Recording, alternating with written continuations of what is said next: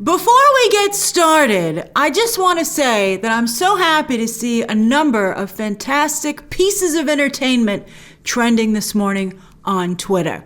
The streaming wars are definitely heating up, but I think that it makes some of us, at least me, nervous. There will be some horrific tragedies, some just, shows slipping through the cracks that shouldn't. Although it seems Invincible might be one of those shows.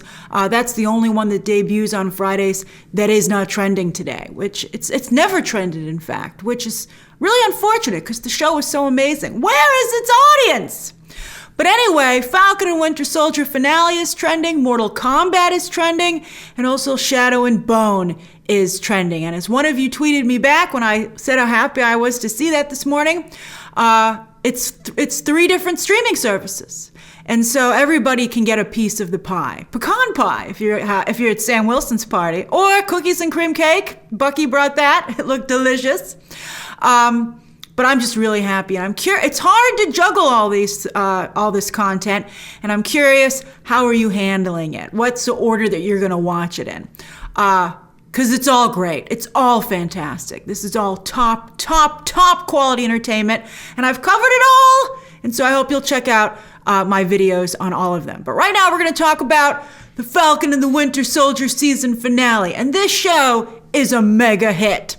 I didn't get to do movie math last weekend, but on its debut week, it debuted at number 2 of original streaming shows, and then in its second weekend, according to Nielsen ratings, it's number 1. WandaVision never got to number 1.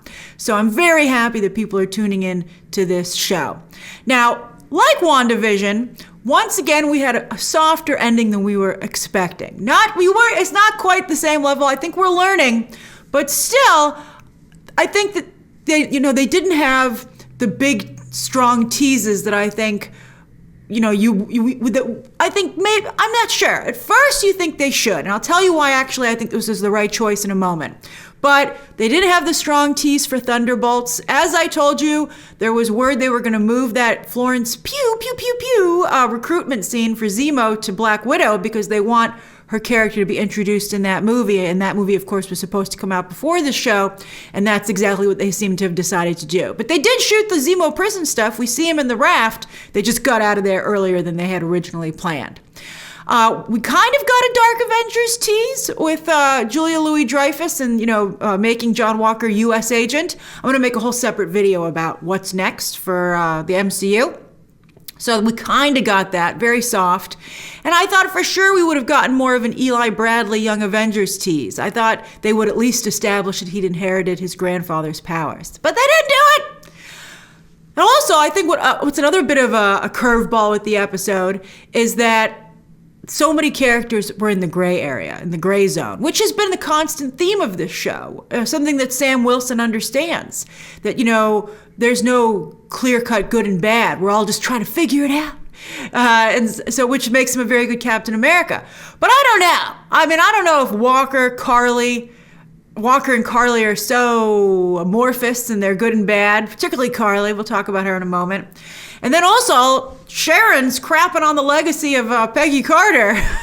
So I think also we don't quite know how to feel about a lot of the stuff that was put forward here. But overall, I think this final episode for this season, they said they're probably going to make another season. Although that's an interesting question, in my opinion. Is Sam Wilson going to continue as Captain America on streaming? Or will he ever get his own Captain America movie? That would be some political commentary right there if he just got streaming shows. Like what would you like? He gets more character development here, and they certainly have the money to give him the same level of action sequences, but I feel it would say a lot if he didn't get a Captain America movie. I think he'll still show up in the movies as Captain America now, but he might just get another season of Falcon and Winter Soldier. But it's hard to be too upset about that because this was such a good show and so successful. But I'm curious how you would feel about that going down that way. But this episode, I think, made the very strong choice and the right choice to focus on establishing Sam as Captain America, which is what this show has been about. As I said to you last week, it's been Sam figuring out why it's so important that he's Captain America so that everyone else feels the same way. And I loved that at the end they changed the title of the show to Captain America and the Winter Soldier. That was great. And he gives a very important speech at the end. It's a little long. I maybe would have cut it down a little bit because it's a very divisive speech, but it was meant to be divisive. Some people are going to have a problem with it. But that's exactly what Sam addressed in the speech. He said a lot of hard truths, man, just like he said to Bucky last week. I think these were harder. He was really going for it. But I liked the favorite things that I thought that he said in the speech. And I'm going to give you a much shorter version of it, so I think he could have cut it down a little bit. But I like that he said that everyone should have a seat at the table making decisions that affect them. And that's the importance of having Sam as a top-tier Avenger. I think that's great. And also the importance of representation. And also, Sam, I think, is a very good example, and I wish he'd even said this, but he lives it, and that's that he's a positive voice for change rather than a divisive one. And so again, that's another reason that he's a great role model. I think that's an important distinction. Carly is a divisive voice, and I think there are positive, and unfortunately these days there are more divisive voices in politics. I think we need more people like Sam who acknowledge the problems and the differences, but are trying to honestly find a path forward and for everyone to be able to work together. He's so great. Isn't he great? And, I also thought that he made a good thing of pointing out that Carly is a misguided teenager. I don't think she's dead. But, that's something to take into account. I think she and John Walker still are culpable for their actions and have to pay some price. And also, I don't know. Carly was super nuts this episode. She just would not stop. Sam even said to her, stop. When someone tells you to stop, you really better stop before things get serious. If someone's that aggressive. Especially someone as nice and I think as grounded as Sam. So I don't know. I think Sam might have been giving her a little bit more benefit of the doubt than she deserved, but I don't know. Is Carly capable of redemption? I got to tell you, I'm not seeing it, but I started to see a path forward for John Walker, which we'll discuss in this video. I also thought it was great that he acknowledged in his speech that some people will never accept him as Captain America, and that he realizes that, and he's not going to let that stop him. I thought that was fabulous. He says, I don't have a super soldier serum, I don't have blonde hair, and I don't have blue eyes. And I got to tell you, that's something that's talked about a lot today with people of color. But if you go back to the 1960s, this makes a very strong impression on me because my mother is a brunette to the point of looking like she has black hair. And growing up in the 1960s, she was painfully aware that everyone preferred blondes, that was what society felt was, the ideal. And it had a huge impression on her. Clairol, I think, or some company had a slogan, blondes have more fun, which is still known to this day. And so I think it's important to see that while we do have our differences, there are a lot of similarities. And that for decades, people have felt disenfranchised by what society and the media and the advertising companies have decided to pick as the ideal. So I think that more people than you might think can relate to this than you would maybe think it from the limit of your own experiences. So, like Sam, we're more alike than we're different in some ways. But then he has this amazing line where Sam Wilson says, the only power that I have is that I believe we can do better. And I'm like, me too, Sam, I have that power too. It was great. Really good speech. Again, I think that it could have been written in a way that maybe would have taken some of the edge off. Now, you might be like, it should have edge, but you want it to be accepted. I think it was an incredible speech. I really do. And I hope people don't put up their guard when he starts and they really listen to his words and hear what he's saying. Then he got a new suit. I'm going to make a separate video about the suit. It's ripped from the comics. I have some of the same issues that I have with it in real life that I do in the comics. I think it needs some work, and I'm going to give my suggestions in my video. But being Captain America looks darn good on Sam Wilson. There are so many hero shots in this finale. It was incredible to watch. I have 270 stills grabbed for this. Oh, it's the editing behemoth. I'm so glad you guys like going over this show with me. And I still am torn on keeping the Falcon aspects because I feel like it keeps him from being truly the new Captain America. I really would like, he doesn't have the super soldier serum, so he has to do it. So, but I think that it still keeps one foot in the Falcon camp. And so instead of him fully being Captain America, he's darn close though. He's darn close. But he needs the help that he can, all the help that he can get, and he's got it. Also, this show has sold me on the wings. They're cooler here than they ever have been in the comics. Very cinematic. I really like the way that he uses them. So I'm on board. I think it's great. And I hope that everybody else is too. All right, so let's break this show down. All right, so we start, and Carrie Scoglin, by the way, again, kudos to her directing. This is just, some of you said it felt like a movie, and I just thought it was really, really well done. So they have this amazing, beautiful shot in the opening, which I think also points out that there's not a lot of, this is going to be a tough area for Sam to maneuver in, but he can do it. So they're like, it's a no-fly zone, but not for the new Captain America. So everyone's kind of freaking out in the GRC. I don't know why they don't have more personal security guards. This is supposed to be a global organization, right? So in this case, they would all have separate security details. But the show's like, whoa, we're spending most of our money on the visual effects budget. And we're like, okay, that's fine. So Sam's coming in hot. But I love the cool blue light of his new jetpack. I think that's a great change, and it feels very Captain America-y. It's very cool. And I love the way they utilize the New York skyline at night, by the way. I once went on a company nighttime boat tour around the city. I will never forget it. If you're ever visiting New York City, it's definitely something to consider doing. It's great to take a boat around the city any time of day, but it's very special at night with the tall buildings rising majestically above you. It's so cool. All right, so he's talking to Bucky, and I'm surprised that these guards, these military people know who he is. They're like, okay, Barnes, come on through. I guess, it plays in. I like that, I think that while we have a lot of problems with law enforcement and the military these days, I think a lot of difficult conversations are taking place. I like that this show is able to have those conversations, but yet still respect the good people who work for these groups and are trying, again, as Sam said, it's the people, the men and women who make these symbols what they are, good or bad. So some people are working very hard to make them good. So I like the positive take on the military and the police in a responsible way. So they let him through, and then he gets stopped by this guy who I'm sure in central casting was like, oh, I got a rock-on roll in Falcon and Winter Soldier. Oh, wait, you think I look like Emily Van Camp?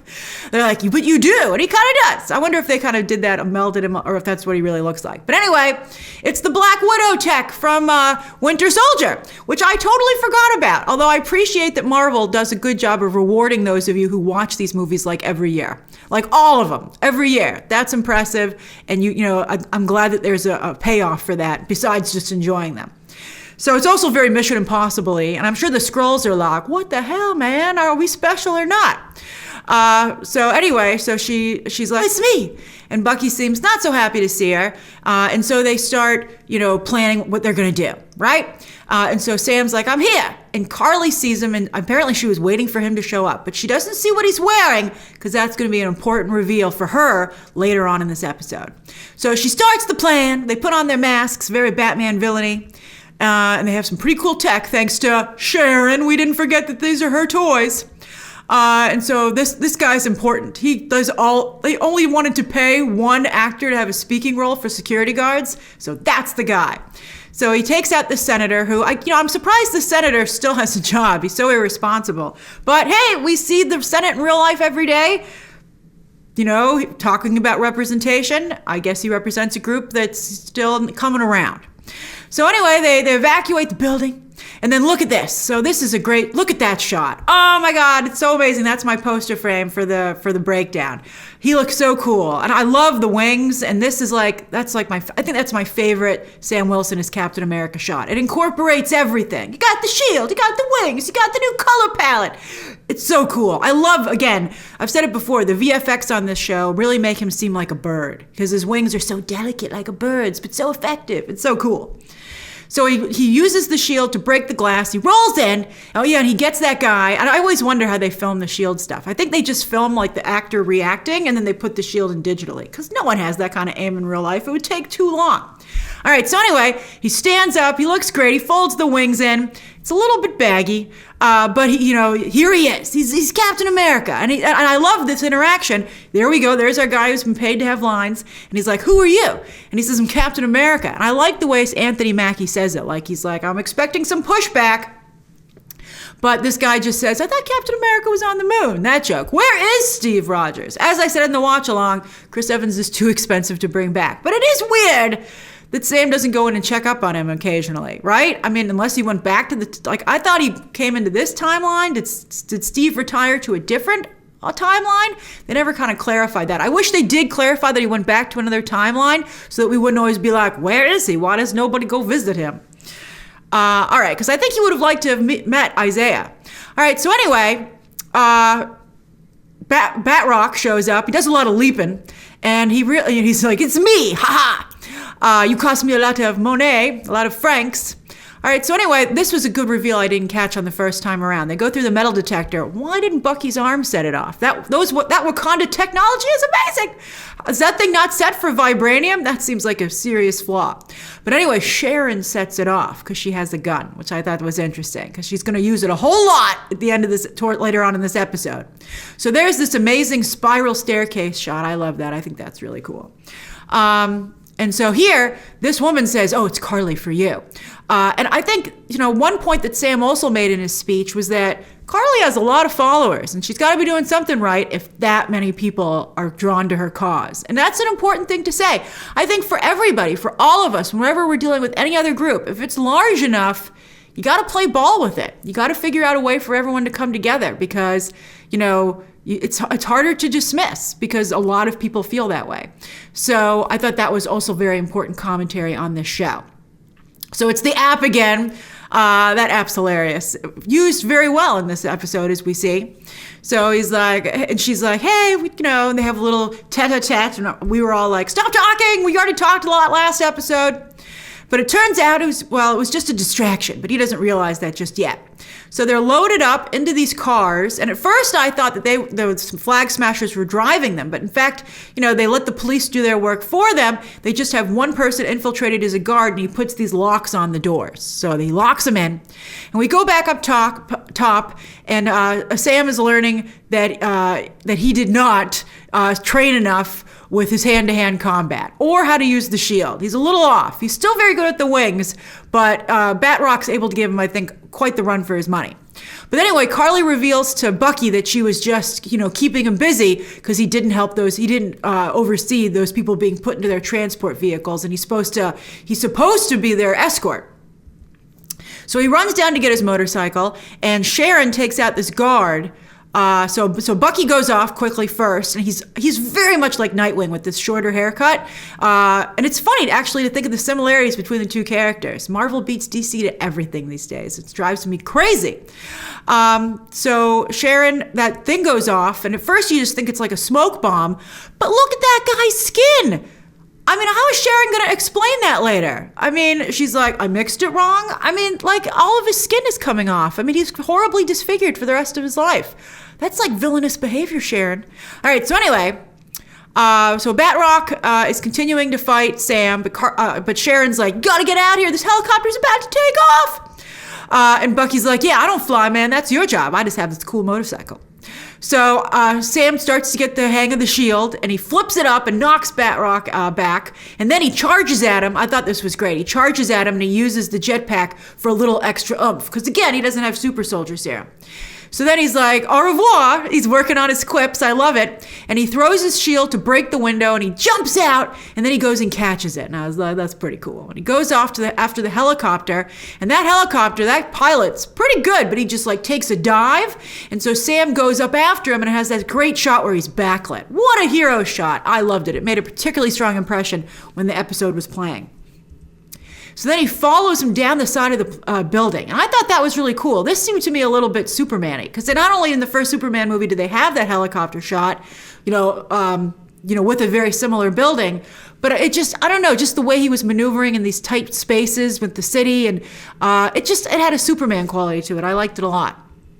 And Superman, by the way, they're going to be race-bending as well over at Warner Brothers, along with Supergirl. So he's flying out over the river, and he dips his wings in there. He's like, ah. So he's going after it, and he deploys Red Wing. We're like, Red Wing, you're alive! And Red Wing does some recon, and they're like, someone in this helicopter can fly the plane. It's this woman from the Philippines Air Force. And you're like, that's awfully convenient. And they're like, leave us alone. We need to have this work. These are all very complicated activities, actually, when you think about it. But they were good. It really had us on the edge of our seats. So meanwhile, they're waiting at the rendezvous point, and Carly's like, we'll just kill them all if we have to, and we'll kill ourselves if we need to. And her whole group is like, I didn't really sign up for this. Carly's, I think her passion is what inspires people, but she actually has very poor leadership skills. But anyway, because she's a zealot. All right, so anyway, this other NYPD helicopter shows up to try and help, but this other pilot causes it to spin out of control. And this was very cool because Falcon realizes that and does a cool like a forward roll in the air to change directions. And I was like, that's cool too. So he takes a pilot. Red Wing gets one of them. He gets the other. They land on the bridge, and then look at this. This is another cool shot. I have to say, the white parts of his costume stand out very nicely at night. So the night shoot was a good idea with this new costume. And look, he uses the wings and the shield. He's got a cherry on top of that sundae. And they're vibranium, as you guys pointed out. And a helicopter is able to bounce off the top of it, and they're all okay. Wakanda, 5 stars on Yelp. Amazing work. So he pops up and he's got his suit on, and everyone on the bridge is like, woo, that's fantastic. And he's like, yes, take my picture, put it on social media so no one can take this away from me. So he takes off, and then here, the flag smashers stop these trucks. They get them to take them over. But Bucky, look at this. He's good with the motorcycle. He has yet another cool move. And he launches himself off of it onto a flag smasher. But Carly, villain that she is like, let's give him someone to save. So she has her minions light one of the vans on fire. And Bucky, sure enough, is like, I'm going to save them.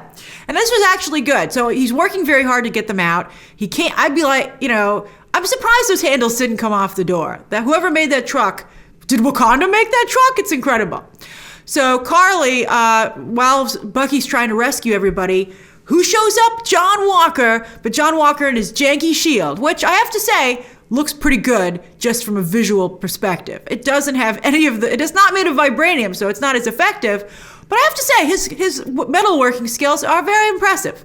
So he shows up, and Carly is like, and she does him a huge favor because this exchange made him more sympathetic than anything else on this series, this season.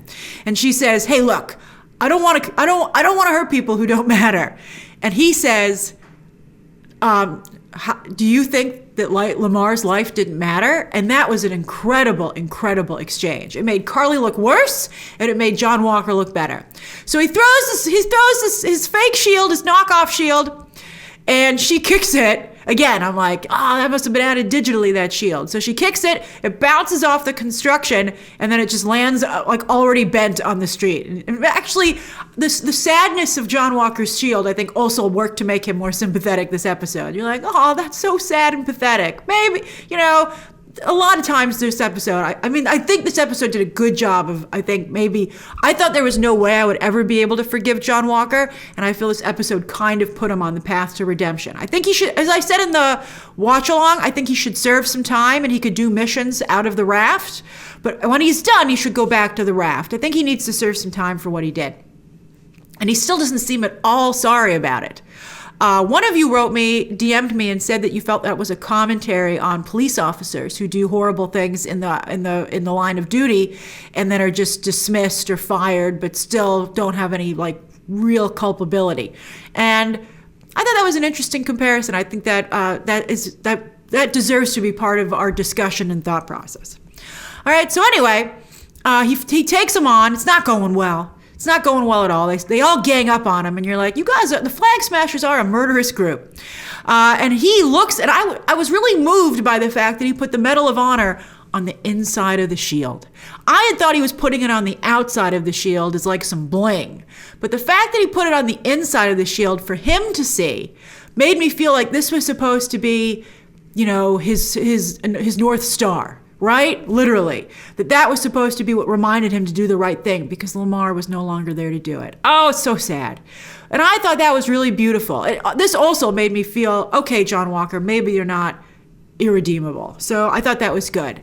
So Bucky gets everybody out, and I love that guy thanked him. That GRC member said, "Thank you for rescuing us." And Bucky was like, "Yeah, I can be a hero too, it seems." So he goes to help John Walker because Carly's like trying to kill more people again. You're like, Carly, every time you go too far. So she pushes him off into this construction site, and then she follows. She's like, that's not even enough. She still goes after him, and she's like clearly could kill him. I think she has every intention of killing him. So that's very bad. So anyway, back to the helicopter. Sam's like, put your earbuds in. It's a good thing she was checking her text and could hear her ringtone. So she does. And he's like, this is going to be very difficult. Get ready for this timing. And I'm like, you've never even practiced this with the shield, Sam. And he's like, I'm the hero. It's my show. Don't worry. So I like this, though, when he gets pushed into this barge with metal piping. It reminded me of when Wanda pulled the cars off in Civil War. But that's bad. So he gets pushed into the water. All those things fall on top of him. Luckily, he makes it out. But it has one of the best lines when he goes, boy, you just earned that ass whooping. We were all like, he did. So he goes after it. He deploys Red Wing. He throws the shield.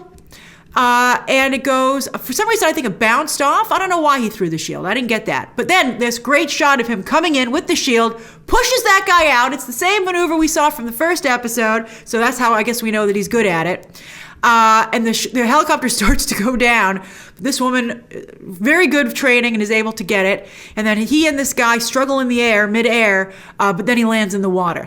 Sam likes to have all of his fights over the water so he can just drop like Batman. You know, like in the animated series, people would always land on an awning or in the water. Same thing. All right, so they go off. Crisis averted. Now, John Walker... he's like, he tries to take up the fight again. His shield's getting dented like crazy. It's nuts. So he and Bucky are fighting together. And then John Walker takes out the Flag Smashers and he goes after Carly Morgenthau. And this is a good shot of them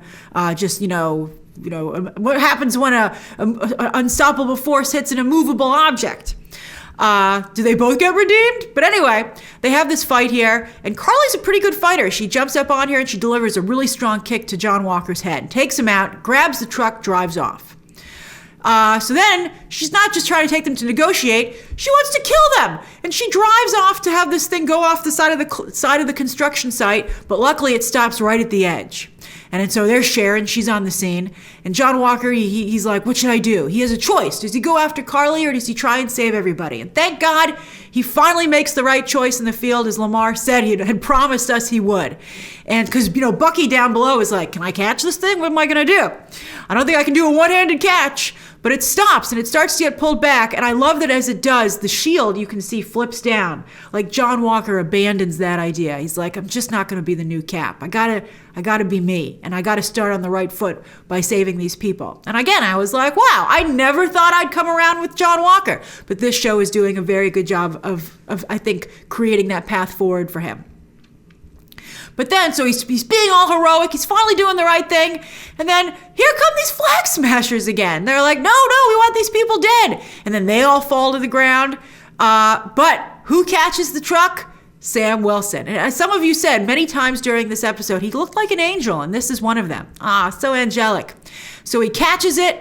And look, Red Wing had a baby. There's 2 Red Wings. So I guess Red Wing can split apart. So they attach to the front of the truck. And look, John Walker and Bucky are starting to become friends. They've both killed people, I guess, but under very different circumstances. So they save, Sam Wilson saves the truck and everyone's so happy. And I love this exchange. You'll notice the crowd is almost entirely people of color.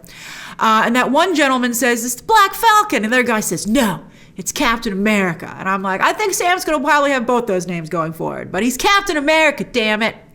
All right, so there he is. He comes up and he's like, yes, quick, again, take my picture, put it on social media. Let's see here. So look at this. This was incredible. Carly tries to kill somebody again. It's like so many times she had a chance to walk away and she just won't do it. That's the look on Bucky's face. So like, are you kidding me with this? Which one of us did you just try and impale with this thing? And she's like, I really was okay with either one of you. So Sam lands in there and he's got the suit on and he's literally wrapped in a flag. And Carly's like, I can't believe that you, of all people, did that. And he's like, I'm trying something new. Maybe you should too. And she's like, your after school special talk don't work on me, man.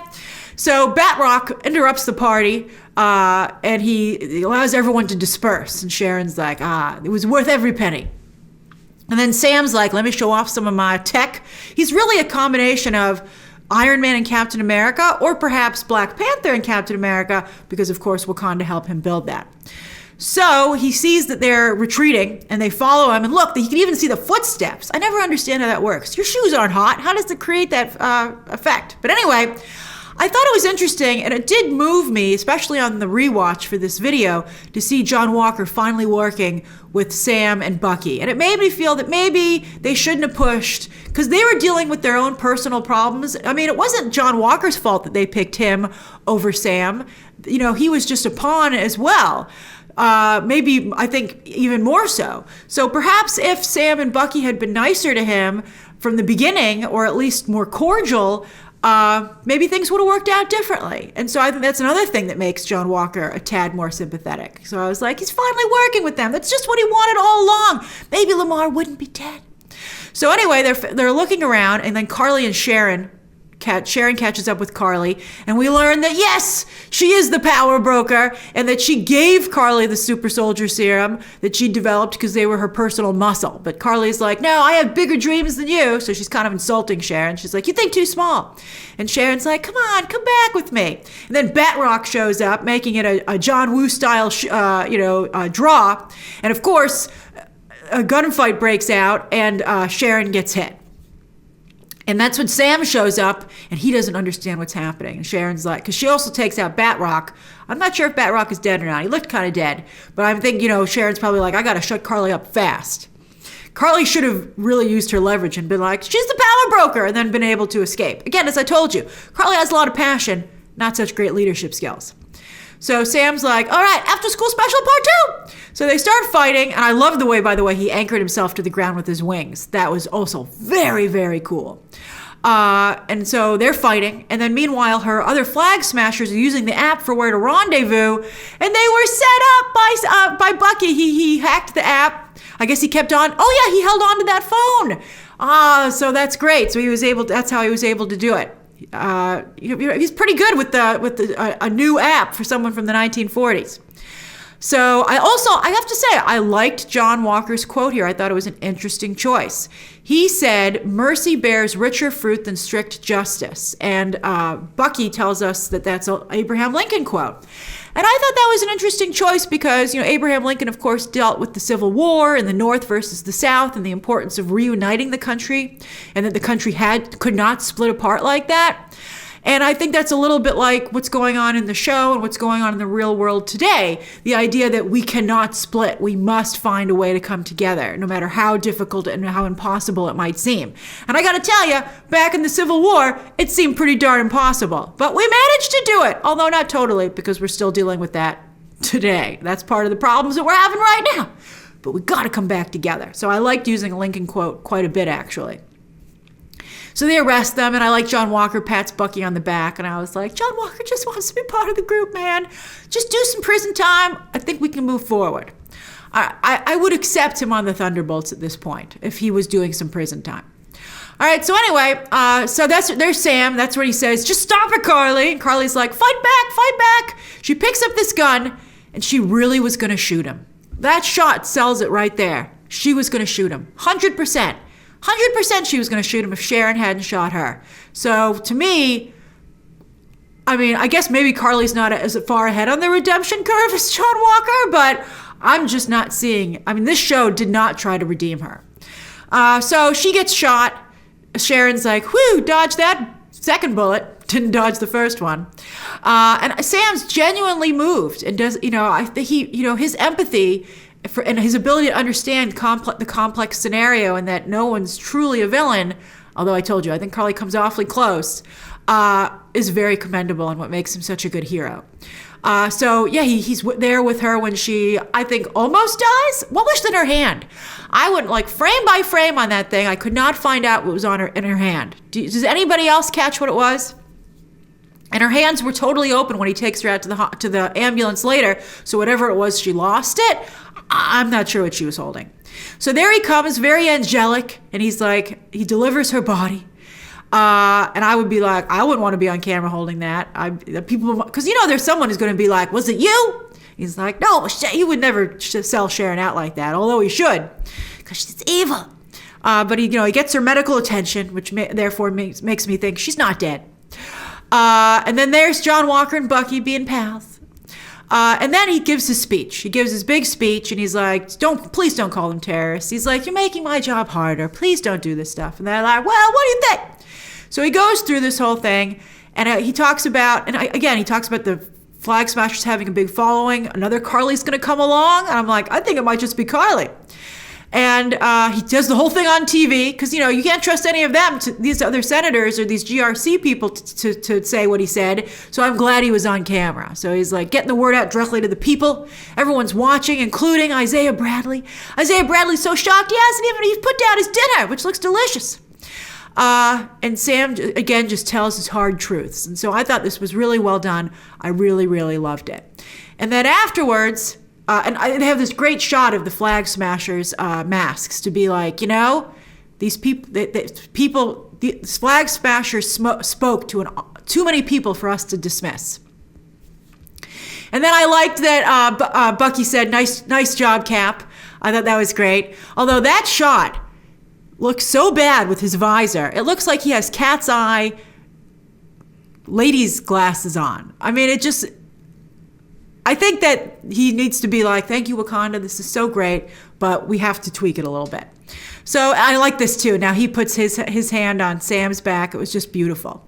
And then here's our guy who was paid to speak. He's the only one who can speak. And he's like, hey, Cap. And he's talking to Sam. And he says, can you help us out? That guy you dumped in the river is, he's nice of him not to say, could you clean up your mess? And he says, that guy you dumped in the river, we got a lead on him. Can you go get him? And I love that the smile on Sam's face. He's like, yep, that's right. This guy accepts me as Captain America. Fantastic. Because that's very crucial. For Sam Wilson to be successful as Captain America, he must be Captain America to everyone. That is so important, or at least to a large majority and a diverse group of people. He can't just be Captain America to African Americans or people of color. It has to be to a number of other groups as well. So this was an important scene. And he takes off hero style. He looks great. And then as he does that, these other Flag Smashers are being taken away, and this guy's one of them. See, even the people in the military, which is interesting because, we've had some incidences in America lately, and it has been revealed that there are sympathizers in law enforcement. So this guy, sure enough, is like, one world, one people. And these guys are like, we're getting out of here. But no, it explodes! Because as you guys said, the butler did it, which I think is funny, and that's Zemo's butler. And then it's on the radio, and there's the raft, which we'll be spending a lot of time on going forward. And Zemo hears it, and he's like, my butler is so cool. He's a great guy. He's probably like, I didn't even have to tell him to do that. So I think it was very, very, it made a strong impression on me that he was in the same cells that the heroes were in Civil War. You're like, really, again, it's about the gray area, right? And also Zemo just outright killed those Flag Smashers. So it once again is like, hey, just when you thought this guy was okay, he's going around killing people too. He still has villainous tendencies. And look, they put both heroes and villains in these cells. So I think that's very powerful. Then we have this great scene where Julia Louis-Dreyfus is back, and I liked her even more here. She's like, check your phone, Walker. And she's like, this is great. Our friend Zemo just did us a big favor. And I heard from my sources that this was going to be Dark Avengers and Thunderbolts, but I don't know. It seems like she might be Thunderbolty. She and Ross might get together. I can maybe see that. And so she's like, our friend Zemo did us a big favor. Said it couldn't have worked out better if I'd planned it myself. Maybe I did. Oh, no, I'm kidding. Or am I? And I thought that was fantastic for the character. And she did a great job with it. So she's like, what's taking so long? So that was great. And he comes out, and he's wearing the U.S. agent suit from the comics. It's the Captain America suit, but in black. And she's like, things are about to get weird. And we're like, oh, do tell. And she's like, and when they do, we're not going to want a Captain America. We're going to want a U.S. agent. And so she just did that so well. And she says, keep your phone on. That's great. And look at John Walker. He's fallen right back into his old problems. He's like, oh, I have a new boss that I'm going to follow blindly. And you're like, have you learned nothing? And I guess that kind of speaks to Captain America not wanting to sign the Accords. I can't believe it. I've never agreed with him on that. But after I just said that, it hit me. And I was like, oh, hey, I see where Cap was coming from now. This is why we have to have these dialogues and discussions. You can overtalk things. You can talk things out a little bit too much. But you got to get the rhythm going. You got to get the right group of people together. So anyway, then Bucky has a very rushed amends to this gentleman. I thought this scene, it was so poorly done, they shouldn't have bothered. They shouldn't have done it, actually. I thought it was so poor. He's like, your son was murdered. And he was like, by the Winter Soldier. Who's me? And the father obviously says, why? And then I thought Bucky gave him a really poor answer. He was like, I had no choice. And you're like, why don't you say you were brainwashed and you know, and stuff like that? You had no choice sounds like... When people usually say they had no choice, it means they kind of really did have a choice, but they decided to do what they wanted anyway, and so they're just going to tell you that they had no choice. And then he leaves this little thing for his psychiatrist, and I'd be like, there's no treat in here? And he's like, here's my book. I crossed off all the names. And you're like, wow, it's just 2 pages. I would think, considering all the time that you were the Winter Soldier, it'd be a little longer than that. And he's like, leave me alone. So he says, I finished the book. Thanks for all your help, Doc. And she's like, that's not the end of our therapy, but I guess it is. And then he goes and he sees that this guy, just because he went to lunch, I don't think that means that he's carried on with his life, quite frankly. Although I didn't notice when I first watched it, this woman, the bartender, does see Bucky out there. So I wonder if they're going to continue together. I don't know. It would be weird if he still hung out in this guy's neighborhood, considering what he did to his son. But anyway, Sam goes to say Isaiah, and we see Eli, and we don't get our tease. And I thought this exchange was also very nice, that Isaiah's kind of coming around. He's like, you're special. You're no Malcolm or Martin. And I thought that was great. He says, but, you know, I appreciate what you've done. And I thought that Sam had another great line here. And he said, we built this country. He's talking about African Americans. We bled for it. And I'm not going to let anybody tell me I can't fight for it. And I think that's also, again, a positive path forward. You know, not being dismissive and being like, peace out. I don't want any part of this anymore. You're like, no, you're not going to push me out of here. This is my home too. And I'm going to be a part of it. And I think that's something I think that's really great that, you know, any reasonable person can get excited about. So I loved that. And then he's like, hey, everybody, get ready. We're going to go on a little joyride. But I liked, by the way, I hope that these Isaiah and Eli stay as part of Sam's circle. I think it's really great to see him come talk to them. I think it's really great. You know, now that he's Captain America, he needs his own supporting cast. And this is a really good one, along with Bucky. And to some degree, John Walker, that still feels weird. All right, so that's a great shot of Eli. He looks great. So they go to the museum, and I'm sure Isaiah's like, what is this? Although maybe he had some idea of what it was. So they come into this room, and the look on Isaiah Bradley's face is incredible. This actor does a great job selling it. That's a great shot. Eli Bradley looks great. What a jawline. I love it. And there's this exhibit celebrating Isaiah Bradley and what he did, and so that people know. And I love this plaque. And the plaque, by the way, if you read it, it doesn't hold anything back. They're like, experimented on against their will, without even their knowledge. Not most of them died. And I'm like, that's a good plaque. And you can see that it really means a lot to Isaiah. You know, he said he didn't want a surprise party, but he did. And I love this hug with Sam. It's just great. It shows that Sam does a lot of good out of the suit, too. What a guy!